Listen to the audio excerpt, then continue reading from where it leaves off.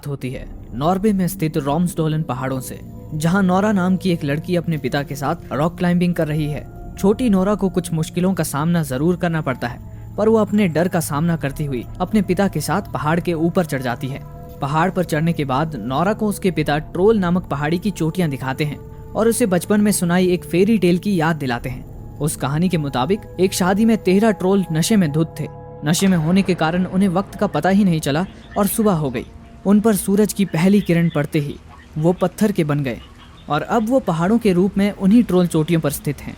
इसे नोरा के पिता कहानी नहीं बल्कि एक हकीकत मानते थे, पर नोरा को ये एक फेरी टेल के सिवा और कुछ नहीं लगती थी, क्योंकि नोरा सिर्फ आंखों देखी बातों पर यकीन करती थी। नोरा के पिता उसे समझाते हैं कि अगर वो ट्रोल की कहानी पर दिल से भरोसा करेगी तो उसे वो जरूर दिखाई देंगे।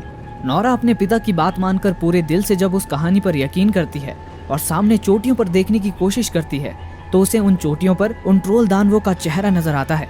नोरा को उसके पिता से मिला ये नया नजरिया उसे एक पेलियंटोलॉजिस्ट यानी जीवाश्म विज्ञानी बनने के लिए प्रेरित करता है।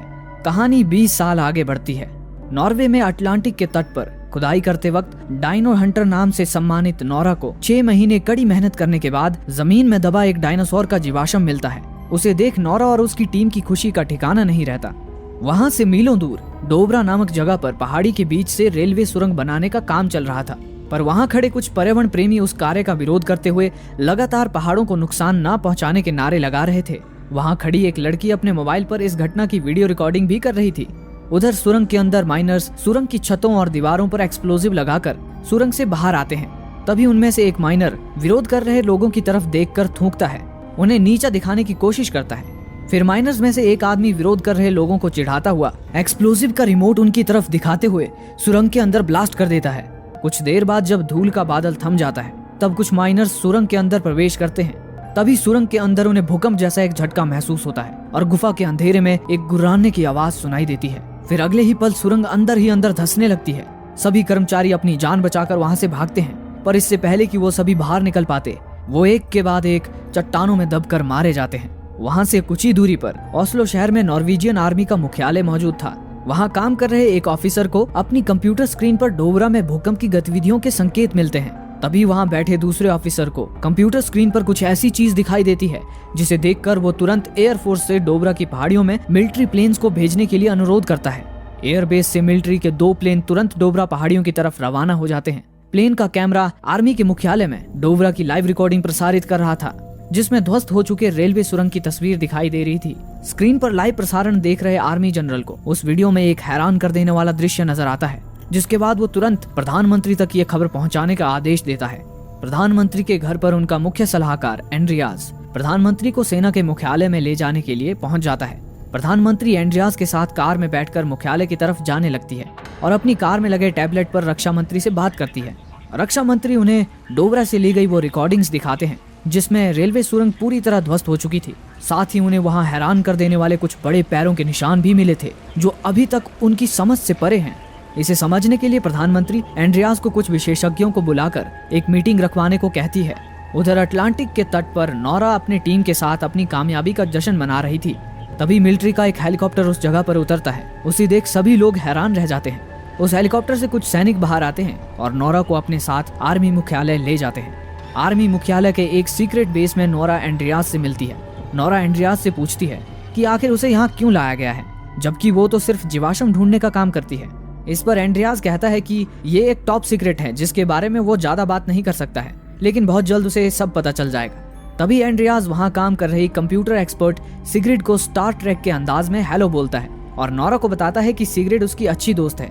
पर नोरा उसकी बेमतलब की बातें सुनकर गुस्सा करने लगती है, क्योंकि वो अपनी रिसर्च छोड़कर यहाँ आई थी, लेकिन अभी तक उसे कोई भी काम की बात नहीं बताई गई थी। इतने में एंड्रियास उसे एक ऑफिस में ले आता है जहाँ प्रधानमंत्री और कुछ बड़े अधिकारियों की मीटिंग चल रही थी। भड़की हुई नोरा उन्हें देखकर शांत हो जाती है और अंदर आकर बैठ जाती है। एंड्रियास वहाँ बैठे अधिकारियों और विशेषज्ञों से जीवाश्म विज्ञानी नोरा का परिचय करवाता है, पर नोरा को अभी भी समझ नहीं आ रहा था कि वहाँ चल क्या रहा है। तभी स्क्रीन पर डोबरा की फुटेज देखकर नोरा हैरान हो जाती है। फुटेज में जमीन पर बने विशाल पैरों के निशान दिखाई दे रहे थे। वहाँ बैठे कुछ विशेषज्ञों को ये भूकंप के कारण बने गड्ढे लगते हैं, पर नोरा के नजरिए में ये किसी बड़े जीव के पैरों के निशान थे। पर उस निशान को देखकर भी वहाँ बैठे अधिकारी बिना किसी वैज्ञानिक सबूत के नोरा की बातों पर यकीन करने से इनकार कर देते हैं। इसी बीच कंप्यूटर एक्सपर्ट सिगरेट भागती हुई ऑफिस के अंदर आ जाती है। वो कहती है कि उसने डोबरा में विरोध प्रदर्शन कर रहे लोगों में से किसी का मोबाइल एक्सेस कर लिया है और उस मोबाइल में से उसे एक वीडियो मिला है। सिगरेट उस वीडियो को स्क्रीन पर दिखाती है। उस वीडियो में वो सुरंग एक धमाके के साथ अंदर से फट जाती है। इसके साथ ही बड़ी बड़ी चट्टानें वहां से भाग रहे लोगों के ऊपर गिरने लगती है, जो उन्हें कुचल कर रख देती हैं। इस वीडियो को देखकर वहां पर हैरान परेशान बैठे अधिकारियों में से कोई भी इस तबाही का कारण समझ नहीं पा रहा था। तभी नोरा सिगरेट से वीडियो फिर से चलाने के लिए कहती है। जब नोरा ध्यान से उस वीडियो को सुनती है तो उसे किसी जानवर के घुर्राने की आवाज सुनाई देती है। उसके बाद नोरा एक जगह पर वीडियो को रोकने के लिए कहती है। सिगरेट जब वीडियो को रोकती है तो उन्हें स्क्रीन पर सुरंग से उठा एक बड़ा दानवी आकार का जीव दिखाई देता है। इसी जीव के सुरंग से बाहर आने के कारण वो सुरंग फटी पड़ी थी। ये देखकर वहां बैठे अधिकारियों की सांसें एक पल के लिए थम सी जाती हैं। उसी समय वहां से कुछ दूर लेस्जा नामक जगह पर एक किसान दंपत्ति अपने घर पर चाय का आनंद ले रहे थे। तभी वहां बैठी महिला को दूर से आती एक आवाज सुनाई देती है, जैसे कोई रो रहा हो। साथ ही उसे अपने आसपास कुछ हलचल सी महसूस होती है। फिर अगले ही पल उनका पूरा घर हिलने लगता है। वे दोनों डर के मारे तहखाने में जाकर छुप जाते हैं, लेकिन थोड़ी देर बाद जब वो तहखाने से बाहर निकलते हैं तो पूरी तरह से तबाह हो चुके अपने घर को देखकर वो सदमे में आ जाते हैं। ये खबर भी ओस्लो शहर में स्थित आर्मी के मुख्यालय तक पहुंच जाती है, जहां अभी भी कुछ वैज्ञानिकों को ये बस कोई प्राकृतिक आपदा लग रही थी। उनकी बहस से नाराज होकर नोरा चर्चा में वक्त जाया न करके उस तबाही की छानबीन करने की बात पर जोर देती है और वहां से बाहर चली जाती है। तभी एंड्रियास बाहर आकर नोरा को बताता है कि प्रधानमंत्री ने नोरा की बातों से प्रभावित होकर उसे वैज्ञानिक सलाहकार का ओहदा प्रदान किया है और अब वो सरकार के साथ मिलकर काम करेगी। नोरा और एंड्रियास तुरंत लेस्जा में हुई तबाही की छानबीन करने के लिए निकल पड़ते हैं। रास्ते में एंड्रियास नोरा से पूछता है कि उसे पेलियोंटोलॉजिस्ट बनने का ख्याल क्यों आया। नोरा उसे बताती है कि वो बचपन से परियों की रोमांचक कहानियां सुनकर बड़ी हुई है, इसीलिए उसे जीवाश्म विज्ञान में दिलचस्पी है। उसके पिता लोक साहित्य के अध्यापक रह चुके हैं और उसकी माँ अब इस दुनिया में नहीं है। उसके पिता कहानियों में छुपी सच्चाई की तलाश करते हैं, लेकिन वे अपने इन असाधारण कल्पनाओं में इतने खो गए कि उन्हें कहानी और सच्चाई में फर्क दिखना बंद हो गया था और वो धीरे धीरे लोगों से, नोरा से दूर होते चले गए। इन्हीं बातों के बीच वो दोनों लेस्जा पहुंच जाते हैं, जहां उनकी मुलाकात स्पेशल ऑपरेशन कमांड के कप्तान क्रिस से होती है। क्रिस उन्हें बताता है कि कोई बड़ी चीज नदियों को पार करती हुई इन घाटियों की तरफ आई थी। वो इस घर को तबाह करते हुए आगे निकल गई। उसके पैरों के निशान आगे 3 किलोमीटर दूर तक मिले हैं। उसके बाद वो निशान गायब हो गए हैं। क्रिस उन्हें उन किसान दंपत्ति से मिलवाता है जिनका घर तबाह हो चुका था। वो उन्हें बताते हैं कि उन्होंने पहाड़ को चलते हुए देखा था, पर इससे ज्यादा वो कुछ नहीं बता पाते। ये सुनकर नोरा वापस जाने लगती है। तभी उस महिला को कुछ याद आता है। वो कहती है कि उसने एक आवाज भी सुनी थी, एक बहुत ही मायूस सी आवाज। ये बात नोरा की दिलचस्पी को और ज्यादा गहरा कर देती है। नोरा जब उस जगह की छानबीन करते हुए उस बड़े पैरों के निशान के करीब पहुंचती है तो उसे एक अजीब सी तीव्र सुगंध का एहसास होता है, जिसे वो हाइपर नेचर नाम देती है। नोरा उसे जितने भी सुराग मिले थे उन्हें अपनी डायरी में नोट करती जा रही थी। फिर नोरा एंड्रियास और क्रिस के साथ उस जगह पर जाती है जहां पैरों के निशान खत्म हुए थे, लेकिन वहां पर चट्टान के सिवा कुछ नहीं था। उस वक्त नोरा को अपने पिता की सुनाई ट्रोल की कहानी फिर से याद आ जाती है। नोरा अपनी डायरी में लिखे उन सुरागों को जोड़ने की कोशिश करती है जो उसके दिमाग को और उलझा कर रख देते हैं। उस वक्त नोरा के दिमाग में सिर्फ एक ही शख्स का नाम आता है जो उसकी उलझन को सुलझा सकता था। नोरा क्रिस और एंड्रियास को उस शख्स के पास लेकर जाती है जो लोगों से अलग एक बियाबान में छुपकर रह रहा था। जब नोरा एंड्रियास के साथ वहां पहुंचती है तो वो शख्स उन्हें दुश्मन समझकर उन पर बंदूक तान देता है। तब नोरा उन्हें शांत करते हुए बताती है कि वो उन्हीं की बेटी है। दरअसल वो शख्स कोई और नहीं बल्कि नोरा के पिता टोबायस थे। अपनी बेटी को देखकर टोबायस हैरान हो जाते हैं क्योंकि वो अपनी बेटी से सालों बाद मिल रहे थे। वो सभी टोबायस के घर के अंदर जाते हैं जहां एंड्रियास टोबायस की ट्रोल पर की गई सालों की रिसर्च को देखता है। टोबायस उसे बताते हैं कि 1943 में जर्मन नाजियों ने नॉरलैंड में रेलवे सुरंग बनाने का काम शुरू किया था, पर वो केवल बोडो नाम के शहर तक ही सुरंग बना पाए क्योंकि उस वक्त पहाड़ों के अंदर से कोई ऐसी चीज निकली थी जिसकी वजह से उन्हें काम बंद करना पड़ गया था। तभी नोरा टोबायस को बताती है कि आज भी पहाड़ों से कुछ निकला है और उन्हें डोबरा में हुई तबाही का वीडियो दिखाती है। उस वीडियो में बड़े दानव को देखकर टोबायस समझ जाते हैं कि ये दानव कोई और नहीं बल्कि ट्रोल है। वो बताते हैं कि 1000 साल पहले नॉर्वे में ट्रोल्स खुलेआम घूमा करते थे। यहाँ तक कि 1840 तक नॉर्वे वासियों को ट्रोल से किसी भी प्रकार का संपर्क रखने पर कड़ी से कड़ी सजा दी जाती थी। ट्रोल्स का अगर अस्तित्व नहीं होता तो 1840 तक ट्रोल से संपर्क न रखने का नियम भी नहीं होता। टोबायस की इस कहानी पर नाराजगी जताते हुए नोरा कहती है कि इस धरती पर अभी तक ट्रोल का कोई जीवाश्म या डीएनए नहीं मिला है जो ट्रोल के अस्तित्व और उसके विलुप्त होने का कारण बता सके। इस पर टोबायस कहते हैं कि ट्रोल के विलुप्त होने का कारण नॉर्वे में बढ़ता हुआ क्रिश्चियन धर्म था, और टोबायस ये बात साबित करने के कगार पर ही थे कि तभी कुछ रईस और ताकतवर क्रिश्चियन असामियों ने उन्हें पागल बताकर पागल खाने भेज दिया। टोबायस नोरा को इस बात पर यकीन दिलाने के लिए वापस उसी जगह ले आते हैं जहाँ पर वो बड़े पैरों के निशान खत्म हुए थे।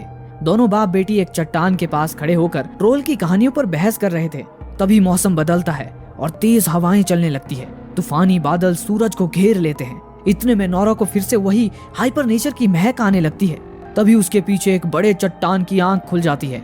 नोरा जब पीछे पलट कर देखती है तो उन भयानक घूरती आंखों को देखकर उसकी रूह कांप उठती है। वो भयानक दृश्य सभी लोगों के रोंगटे खड़े कर देता है।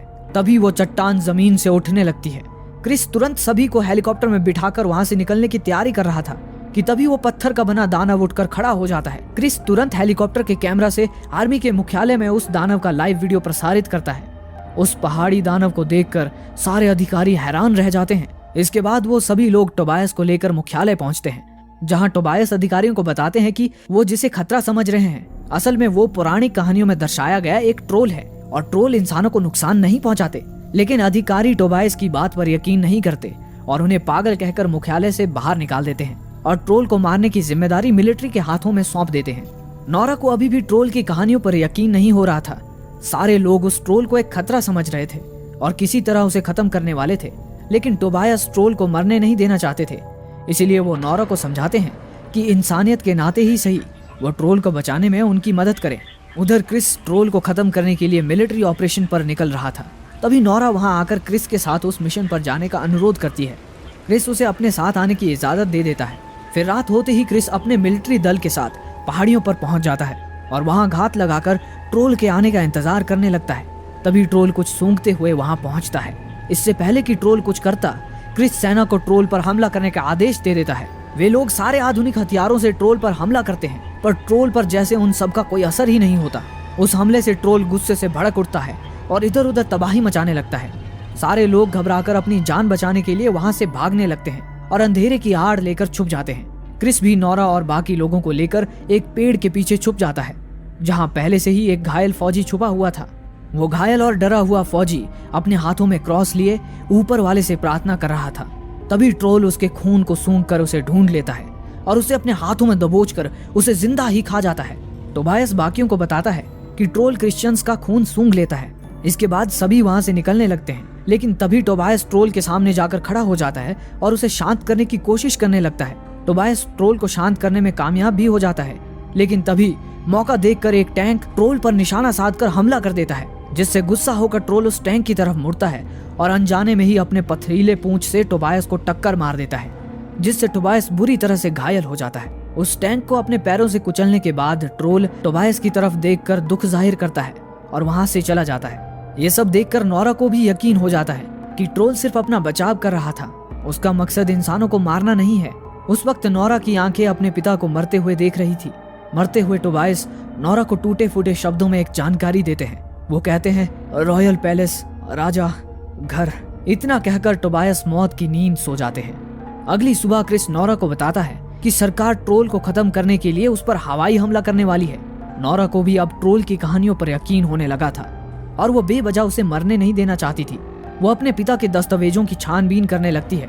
तभी उसे किताब में छिपे एक राज का पता चलता है। उस किताब के मुताबिक ट्रोल क्रिश्चियंस को इसलिए पसंद नहीं करते थे क्योंकि उनके चर्च में लगी घंटियों की आवाजें ट्रोल बर्दाश्त नहीं कर पाते थे।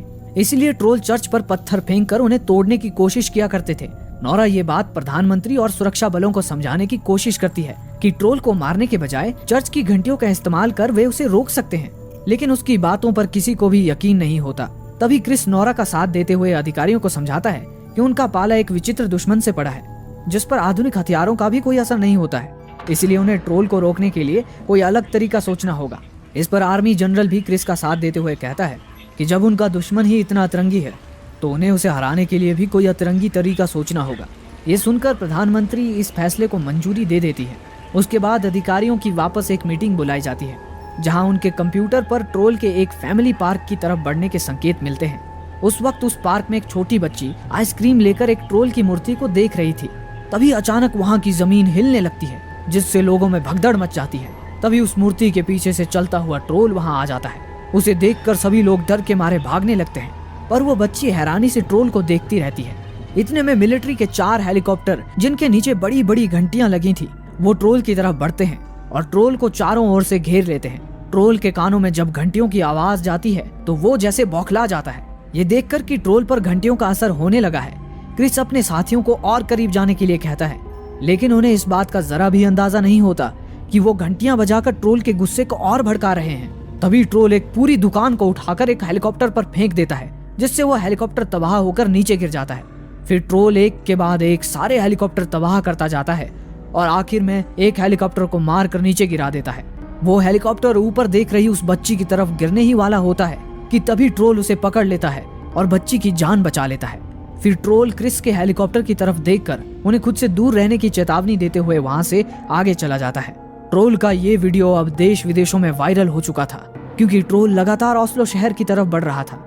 सरकार इस बात से डरी हुई थी कि ट्रोल पूरे ओस्लो शहर को तबाह करके रख देगा, लेकिन नोरा ये जानती थी कि ट्रोल किसी मकसद से उनके शहर की तरफ आ रहा है।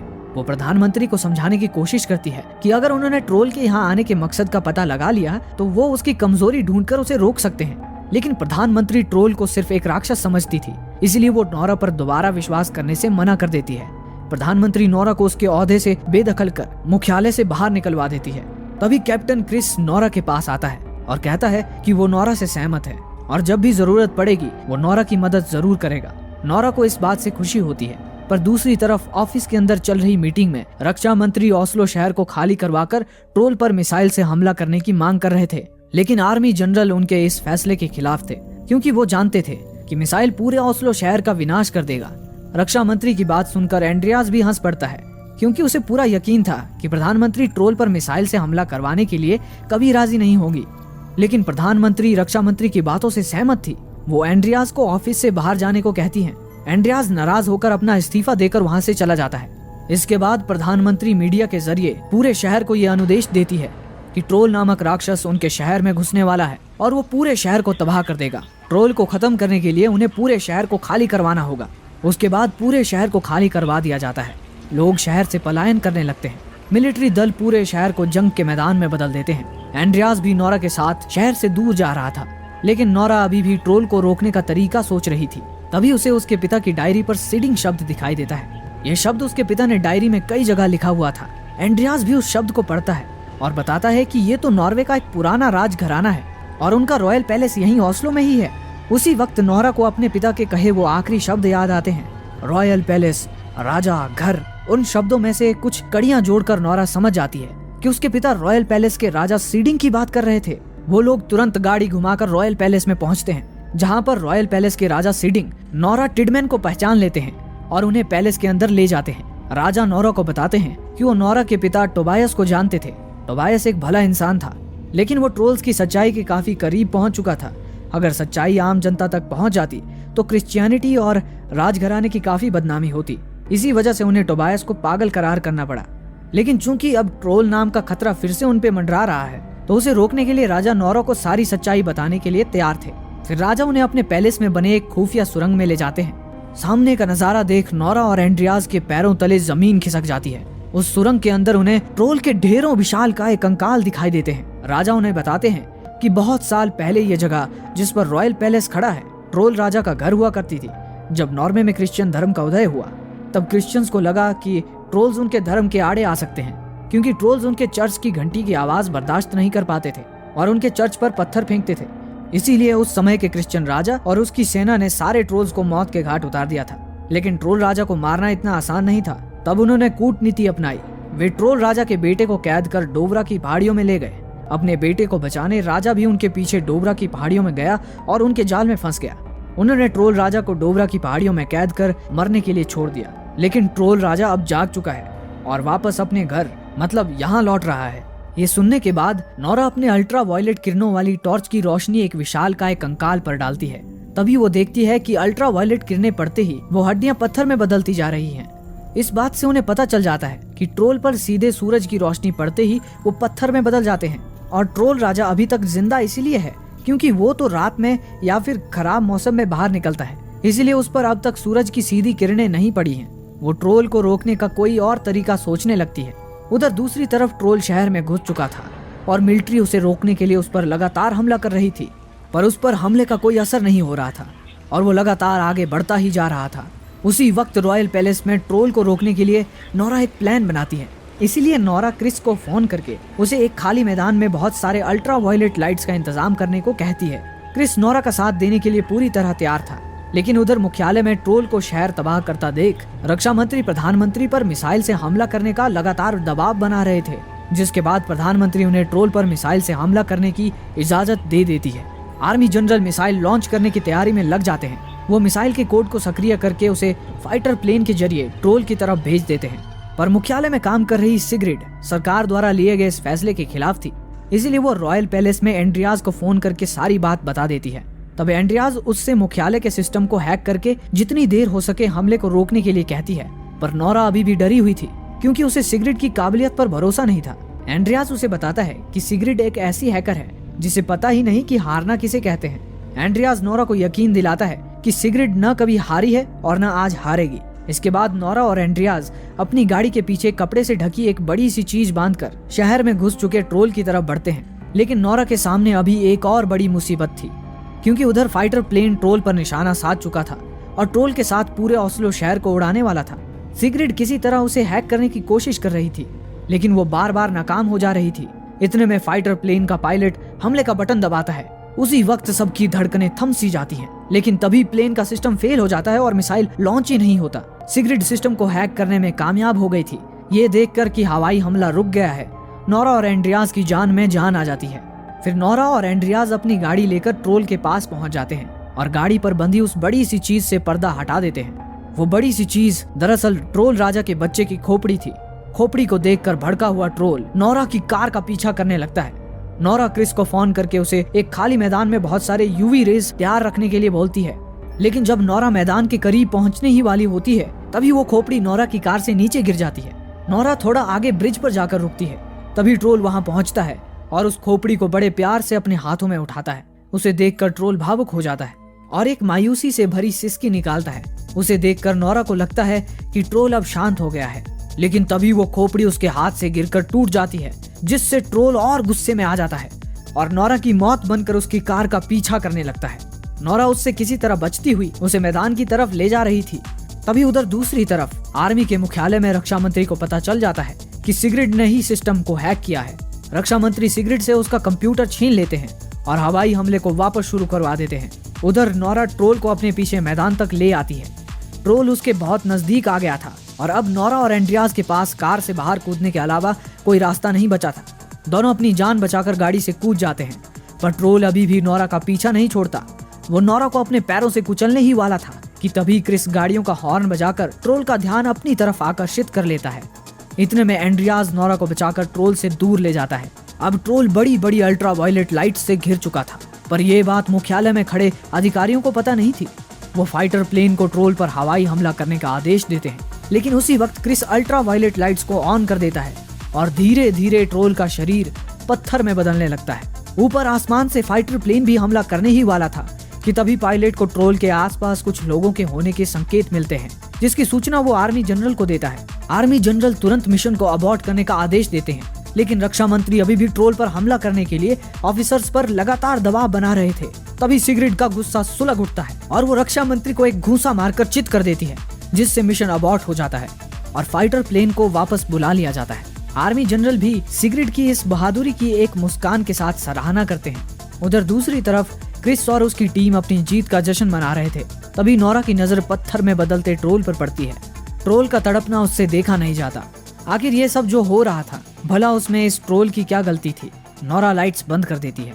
उसके बाद नोरा ट्रोल के करीब जाकर उसे पहाड़ियों में वापस लौटने को कहती है, लेकिन ट्रोल नोरा की बात समझ पाता इससे पहले ही सुबह हो जाती है और सूरज की सीधी किरणें ट्रोल पर पड़ने लगती है, जिससे ट्रोल का शरीर बड़ी तेजी से पत्थर में बदलने लगता है। ट्रोल एक आखिरी दर्द भरी आवाज निकालता है और हमेशा के लिए बड़े से पहाड़ में बदल जाता है। कुछ समय बाद प्रधानमंत्री भी उस जगह पर पहुंच जाती है और नोरा की बहादुरी के लिए उसे बधाई देती है। उसके बाद एंड्रियाज भी प्रधानमंत्री से कहता है कि अब वो उनकी नौकरी छोड़ रहा है, क्योंकि उसे एक लेखक बनना है। फिर नोरा और एंड्रियाज एक नए सफर पर निकल जाते हैं।